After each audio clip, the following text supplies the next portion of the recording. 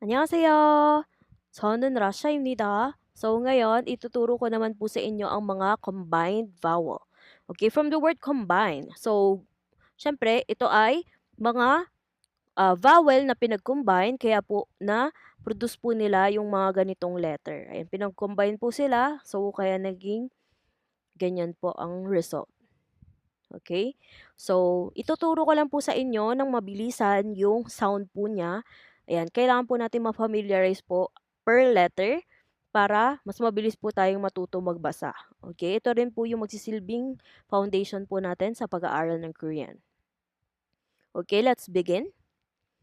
E, e, ye, ye, e, e, ye, ye, wa, wa, we, we, we, we, wo, wo, we, we, 의, 의, 에, 에, 예, 예, 에, 에, 예, 예, 와, 왜, 왜, wo, wo, we,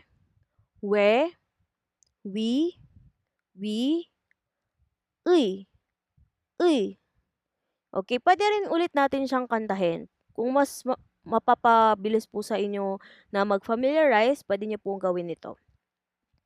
E, ye, e, ye, wa, we, wo, wi, 의. Okay?